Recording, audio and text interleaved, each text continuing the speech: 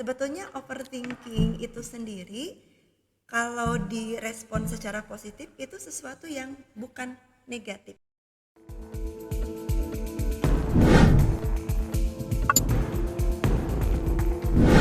Assalamualaikum warahmatullahi wabarakatuh. Selamat siang. Halo Sobat Fakultas Ekonomi dan Bisnis Universitas Perjuangan. Perkenalkan, nama saya Seren Slavia Yusuf. Saya di sini sebagai moderator acara podcast pertama BBF, yaitu Bincang Bareng Fakultas Ekonomi dan Bisnis. Podcast ini berisi hal-hal yang menarik tentunya teman-teman, dan ada juga seputar EPB-nya juga. Terus di sini ada dosen cantik juga, yaitu Ibu Rita, dosen dari Fakultas Ekonomi dan Bisnis Universitas Perjuangan, yaitu Ibu Rita Tri Yusnita SEMM. Halo Ibu Rita, apa kabar? Selamat siang. Alhamdulillah baik, selamat siang. Syukur alhamdulillah. Ibu puasanya masih lancar? Insya Allah. Alhamdulillah. Terima kasih Ibu sudah meluangkan waktunya, sudah datang dan hadir untuk di pembukaan podcast kali ini. Dan ini podcast pertama kita kayak gitu kan di BEM Fakultas Ekonomi dan Bisnis. Dan seperti yang sudah direncanakan, yaitu di dalam podcast ini ada mengupas tuntas keoverthinkingan mahasiswa FEB Universitas Perjuangan, apalagi mahasiswa-mahasiswa baru yang di FEB ini, Ibu. Seperti begitu. Ibu Rita ini sebagai wakil dekan 1 Fakultas Ekonomi dan Bisnis ya.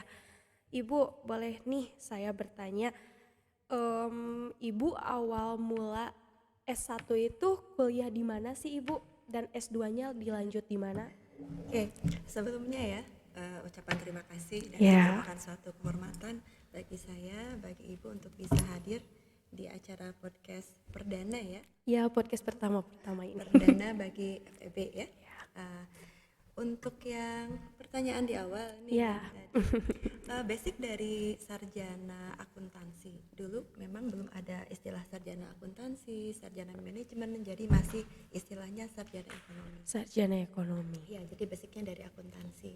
Nah, kalau berbicara cita-cita, memang dulu cita-citanya tidak ke ekonomi ya, tapi mungkin rencana Allah, skenario Allah berkata Berbeda. lain ya. Pada akhirnya ya jalani saja. S1 di akuntansi, sarjana ekonomi, kemudian mencoba S2-nya itu di magister manajemen. Kemudian S3 insya Allah sekarang sedang dijalani. Oh, alhamdulillah Ibu, mudah-mudahan Sedang berjalan dengan dijalani. lancar ya Amin. S3-nya. Amin. Ibu waktu kuliah itu di mana S1-nya? Di Unsil. Di Unsil. Siliwangi. S2? Kebetulan juga sama Universitas Siliwangi. Oh, baik Ibu. Ibu nih setelah S1 dan S2, apakah ada pekerjaan sebelum menjadi dosen? Setelah itu apa masih langsung menjadi dosen? Sempat ketika lulus S1 Ya. sebetulnya langsung ditawari ya saat itu, setelah lulus S1 langsung ditawari Menjadi dosen? iya, tapi karena saat itu sedang mengandung anak Oh, ya, Ibu. menuju hamil. S2 Ibu sedang mengandung? Enggak, S1. S1. Oh, S1. Dulu kan belum ada persyaratan bahwa dosen itu harus S2. Kalau dulu itu Oh iya ya. tahun 97 98 belum ada persyaratan. Udah lama banget ya Ibu ya itu. Ya, angkatan berapa ya lupa. Nah pokoknya itu. Nah kemudian tapi kita tidak lantas menerima ya, sempat 2-3 tahun dulu karena saat itu fokus ke anak dulu. Nah setelah anak mulai dewasa, bukan dewasa sih sebetulnya, udah mulai ada yang usia 2 tahun 3 tahun, baru mencoba. Awal mula Ibu menjadi dosen itu di mana Ibu? Di Unsil juga. Di Unsil bahwa menjadi dosen Dosen akuntansi. akuntansi Iya. ekonomi. Baik. Aduh, mantap juga ya Ibu. Tapi dilihat dari segi semuanya Ibu tuh nggak kayak punya anak yang banyak dan apa ya, masih terlihat sangat-sangat muda sekali gitu teman-teman melihat Ibu Rita ini, apalagi memancarkan pesonanya yang sangat-sangat aduh istimewa sekali Sama Ibu. kayak ini ya kontemporer. Aduh Ibu sangat menarik sekali. Ibu ada lagi nih ceritain, bisa nggak Ibu menceritakan FEB itu seperti apa saja dan apakah FEB itu hanya dua prodi akuntansi dan manajemen saja? Oke, untuk saat ini ya, kita masih memiliki dua program studi, tapi insya Allah kedepannya tidak menutup kemungkinan untuk bisa berkembang ya. Ya baik. Apalagi usia kita kan baru 5, 6 atau bahkan menjelang 7 tahun ini. Ya. Nah, jadi tentu saja ketika membuka program studi baru, kita harapannya program studi yang ada itu mapan dulu. Tapi bukan Baik. berarti sekarang ini belum mapan, Ya. alhamdulillah. Nah, cuma kan membuka program studi baru itu tidak semudah kita membalikan telapak tangan. Ada beberapa persyaratan. Jadi insya Allah untuk kedepannya mungkin nanti akan ada dibuka program studi yang baru. Amin. Hanya untuk saat ini. Nah, Ya baik baik Ibu. kita mengutamakan akuntansi dan manajemen. Manajemen begitu. Ada lagi nih Ibu. Jadi apa saja nih yang dipelajari dari akuntansi dan manajemen itu menurut Ibu? Akuntansi itu kan secara sederhananya kita bisa mengatakan akunting ya, pembukuan, bagaimana proses transaksi ekonomi harus dibukukan secara tertib.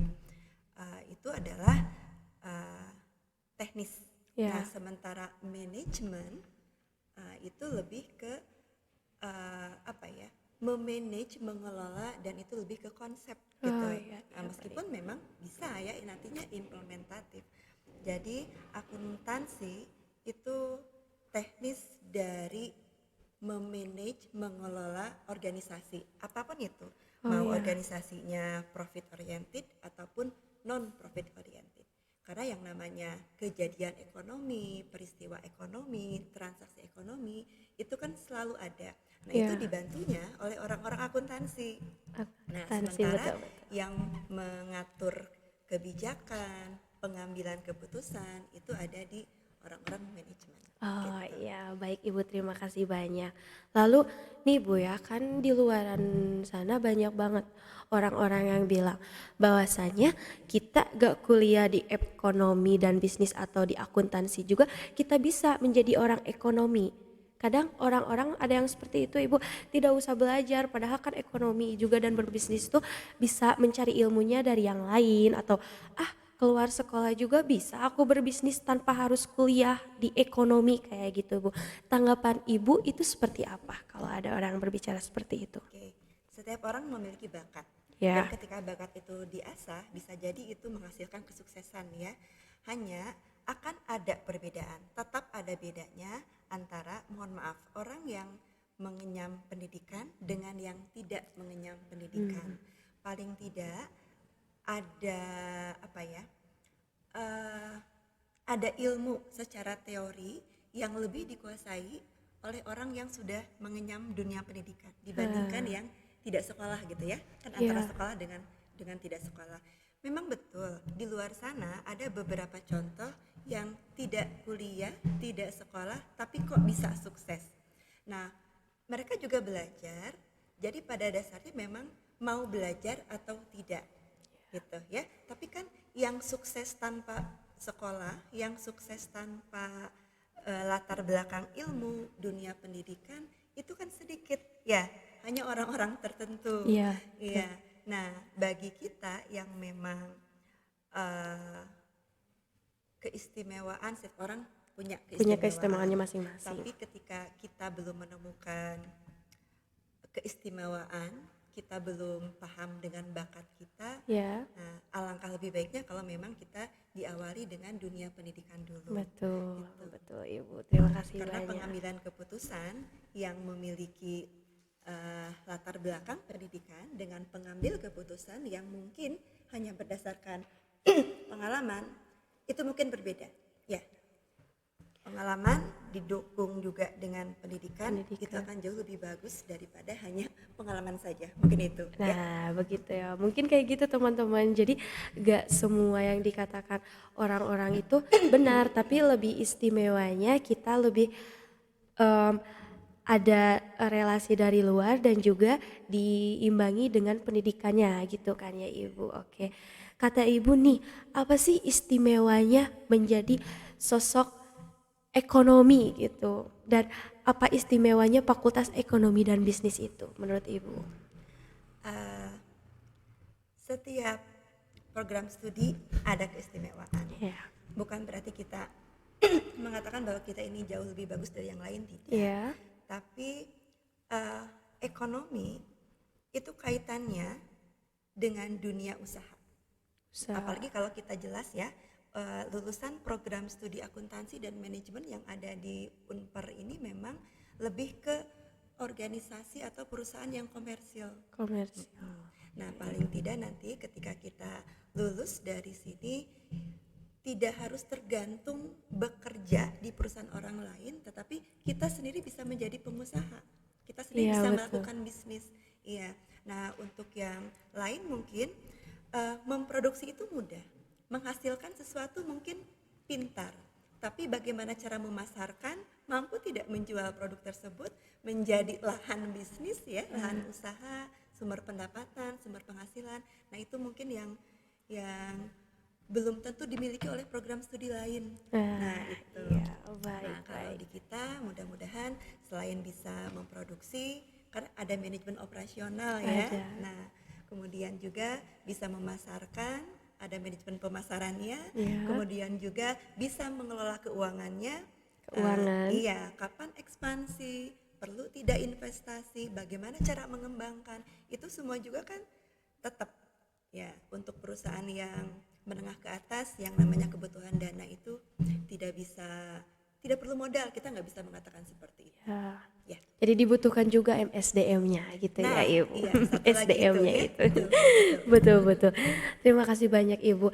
Lalu Ibu bisa menjelaskan tidak output kami sebagai mahasiswa FEB itu seperti apa? Eh, untuk jurusan ekonomi itu tadi ya, yang pertama adalah mampu mandiri, artinya ketika tidak bekerja di perusahaan yang lain, bahkan harapan kita memang jangan bergantung, jangan bekerja di perusahaan orang lain, bahkan kita harus bisa membuat perusahaan sendiri. Itu yang pertama. Makanya diberi ilmu-ilmu baik di manajemen maupun di akuntansi. Di manajemen itu ada beberapa mata kuliah akuntansi. Ya. Di akuntansi juga ada beberapa mata kuliah manajemen. Jadi jurusan atau program studi ya, prodi akuntansi atau prodi manajemen ketika nanti keluar, nah itu bisa berkarya sendiri, bisa berusaha, berbisnis sendiri, membuka lapangan usaha bahkan bagi orang lain. Gitu. Baik, Ibu, terima kasih banyak. Aduh, teman-teman, ini sangat-sangat bermanfaat sekali ya. Di bulan Ramadan ini di siang hari ngabuberang gitu kan ya Bu ya. Iya. Bukan ngabuburit, menuju ngabuburit seperti begitu kan. Oke, Ibu di sini nih. Jadi demi menjawab ke overthinkingan mahasiswa Fakultas Ekonomi dan Bisnis ini, jenjang karir mahasiswa FEB itu kira-kira apa saja? Kan tadi sudah dijelaskan oleh Ibu ya segitu. Cuman apa saja nih yang lebih ke spesifikasinya kayak gitu Ibu. Tunggu sebentar. Overthinking dalam hal apa? Jadi overthinkingnya tuh aku nih udah masuk FEB, apakah bisa menjadi pembisnis atau apakah bisa menjadi manajer di perusahaan gak ya, atau bisa menjadi akuntan gak sih kayak gitu. Ya betul, bisa tadi ya. Selain harapan kami memang lulusan FEB ini selain memang bisa mandiri ya, tentu saja ya, kalau bekerja di perusahaan orang lain bisa menjadi seorang manajer, bisa seorang akuntan, atau tidak menutup kemungkinan ya, apa ya, harapan kita memang cita-cita kita sesuai dengan apa yang sudah kita pelajari ya, latar belakang pendidikan kita, cita-cita kita dan lain sebagainya. Namun kadang nasib juga bisa berkata Berbeda, lain. Iya, sering mungkin pernah kita mendengar bahwa pimpinan bank yang lumayan besar, tidak perlu kita sebutkan namanya ya, ternyata itu dipegang oleh seorang lulusan dari pertanian. Pertanian. Ya, tidak perlu disebutkan ya, tahun berapa itu pernah pimpinan perbankan dipegang oleh lulusan IPB pertanian. Nah, apakah itu mungkin? Sangat mungkin, apalagi eh, di saat ini ya. Di yang namanya informasi itu bisa kita peroleh dari manapun. Ya. Apalagi sekarang zamannya teknik informasi, globalisasi. Ya. Lihat YouTube, nonton YouTube, kita bisa mendapat ilmu apapun. Iya betul. Nah, kalau zaman ibu dulu sulit, cari buku aja susah, belajar dari buku aja susah. Kalau sekarang kan gampang. Kita basicnya bukan orang informatika, kita orang ekonomi. Tapi ternyata ketika memasarkan, kita butuh pengetahuan digital marketing. Nonton aja YouTube. Iya. Kenapa tidak? Iya, Nah betul. itu ya.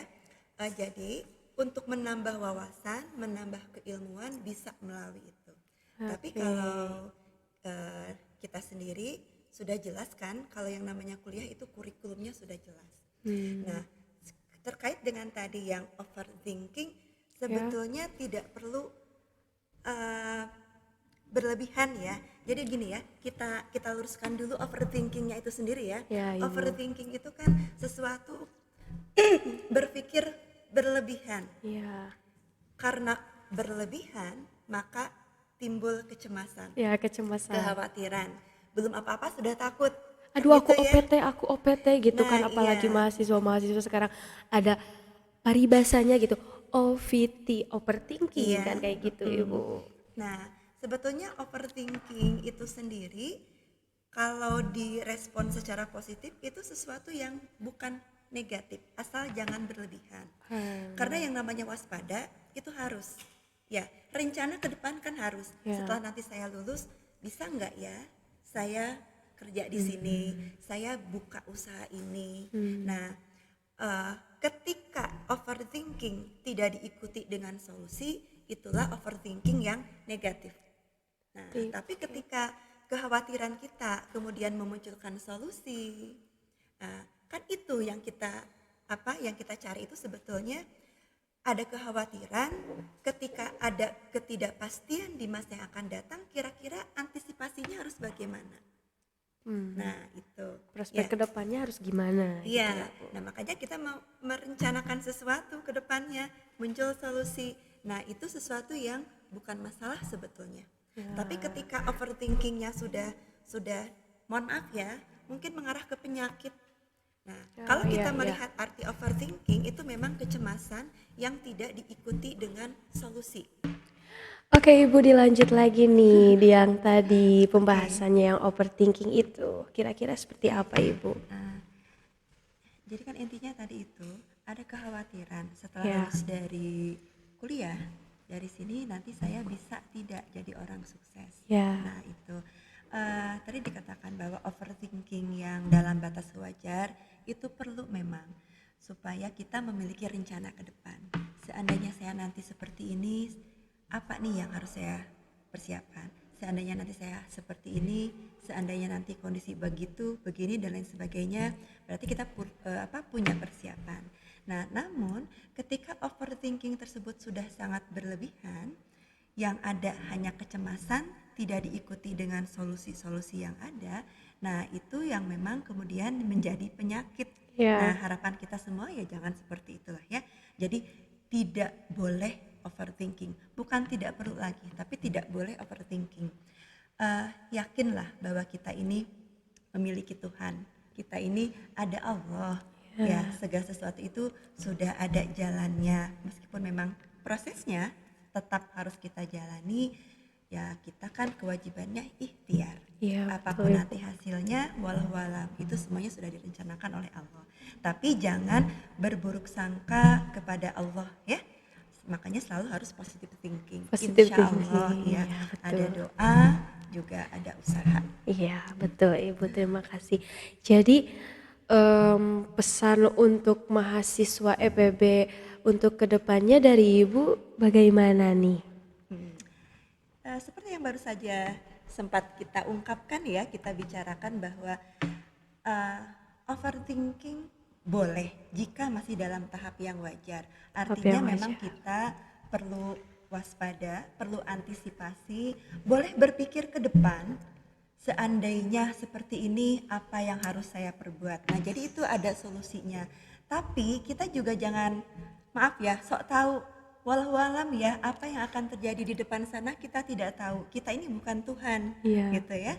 Apa yang kita lakukan sekarang mudah-mudahan bisa membawa kita ke dalam pencapaian cita-cita kita di masa yang akan datang. Iya. Apapun hasilnya nanti, yang penting adalah ikhtiarnya, Ikhtiarnya usahanya. dan usaha. Ya, hasilnya ya kita serahkan kembali kepada Allah.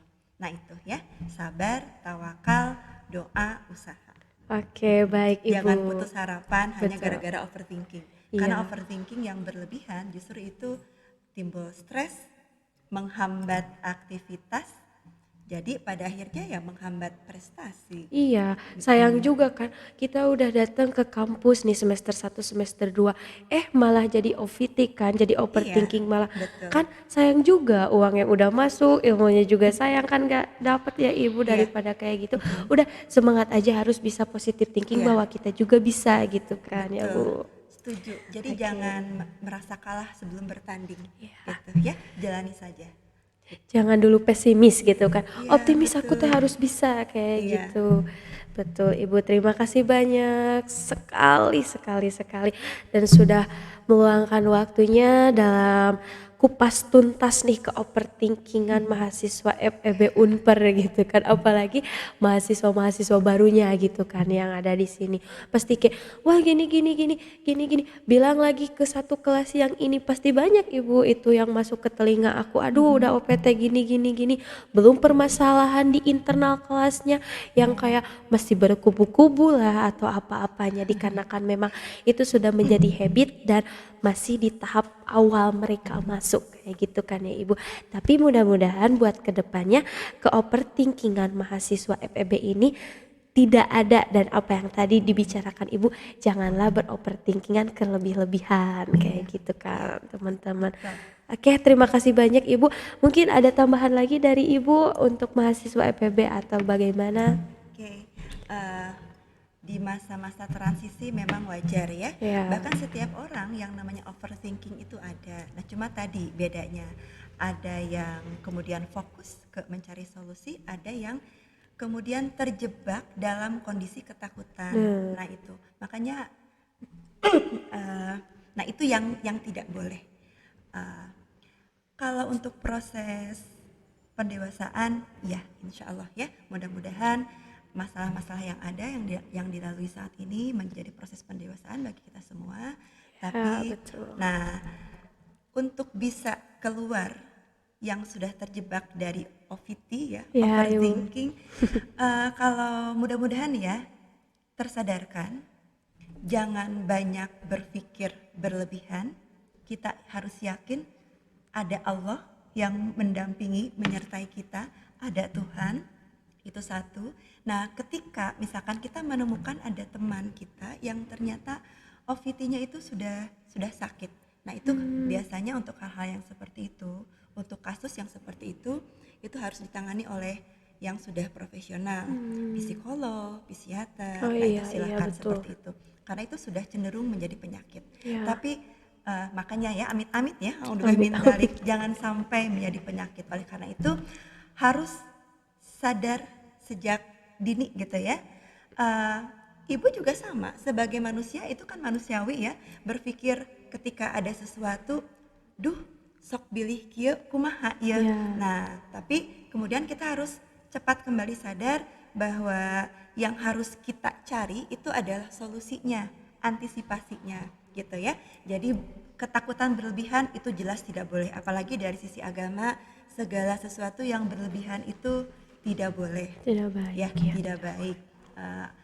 Bersyukur selalu bersandar pada Allah. Nah itu kunci untuk bisa menghindar dari OVT ya. Iya. Mudah-mudahan kita semua selalu dalam lindungan Allah Subhanahu wa taala. Amin, Amin ya amin rabbal ya rabbal alamin. alamin. Baik Ibu, terima kasih banyak sudah menjawab pertanyaan-pertanyaan di improv tadi yang saya sudah pertanyakan, terus menjawab ke overthinkingan mahasiswa EPB Unper ini, dan mudah-mudahan teman-teman yang melihat podcast ini bisa tersadarkan juga dari OVT-OVT yang sedang melanda seperti ini ya Ibu, karena OVT itu bukan hanya di wilayah kampus saja kayak gitu, tapi suka ada yang dari diri masing-masing, malah dalam perbucinan juga suka banyak Ibu yang selalu OVT seperti begitu. Aduh, sangat-sangat dirugikan kalau memang berlebih-lebihan ya yang tadi dikatakan oleh Ibu. Baik Ibu, satu kali lagi terima kasih banyak sudah Sama-sama. menyempatkan waktunya ke sini Ibu cantik. Iya, Mudah-mudahan sama-sama. Ibu semangat Amin, terus. amin. Terima kasih banyak untuk Semuanya. ilmunya, masukannya, mudah-mudahan bisa bermanfaat untuk kita Amin. semua dan bagi mahasiswa Fakultas Ekonomi dan Bisnis Universitas Perjuangan. Mungkin dari saya dicukupkan sekian. Terima kasih banyak. Saya Sarah Slavia Yusuf undur diri, dan di sini ada Ibu Rita yang sangat cantik juga. Terima kasih banyak Ibu. Sama-sama. Terima kasih. Wassalamualaikum warahmatullahi wabarakatuh. Waalaikumsalam warahmatullahi wabarakatuh.